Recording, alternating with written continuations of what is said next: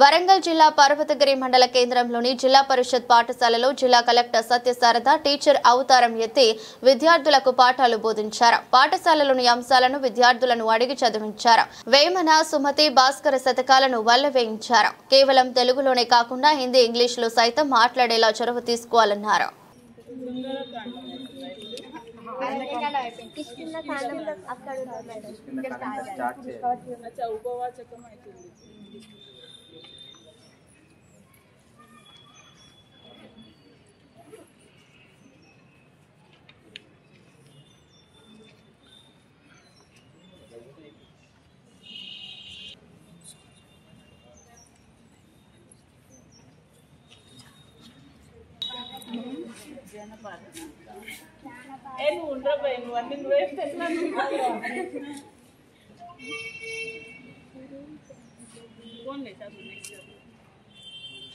కళరూపాలలో ఉపయోగించే ఒక వాయిద్యాన్ని ఆ కళకు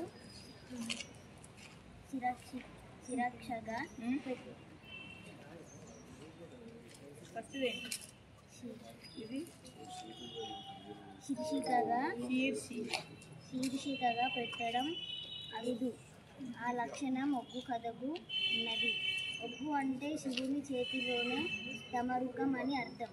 ఈ పదం కేవలం తెలంగాణ ప్రాంతంలోనే వినిపిస్తుంది. ఇది అచ్చమైన దేశీ పదం. ఒగ్గు కథల్ని తెలంగాణ ప్రాంతంలోనే గొల్ల కూర్ములు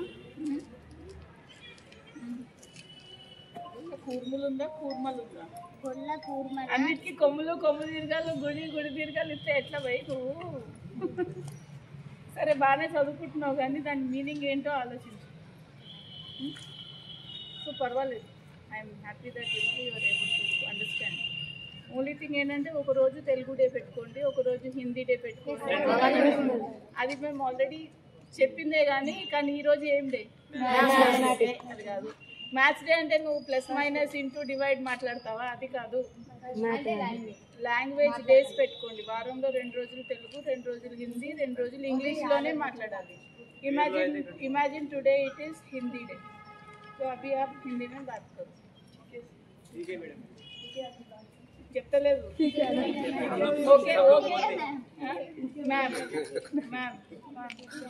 ठीक है जी. तो अभी आप क्या पढ़ रहे हो? अरे आप मैं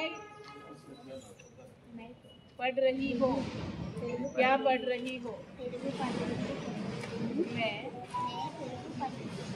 अभी आप वहाँ पर जाके क्या करोगे? उधर जाके तेलुगु इधर जाके गुड इनफ. నువ్వు మస్తు మళ్ళీ అసలు నీలో కమెడియన్ ఉన్నారు. But you made my day. బాగా చదువుకో, బాగానే ఉంది. అట్లా హిందీ మాట్లాడుతుంటే ఫస్ట్ నవ్వుతారు ఇలాగే అందరు. మాకు కూడా నవ్వింది.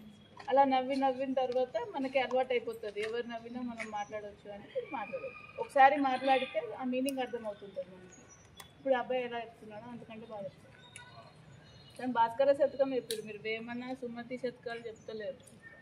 అవి ఇంకా సింపుల్గా ఉంటాయి. భాస్కర శతకం కొద్దిగా కాంప్లికేటెడ్. అది రోజు ఉప్పు కప్పు చెప్తా.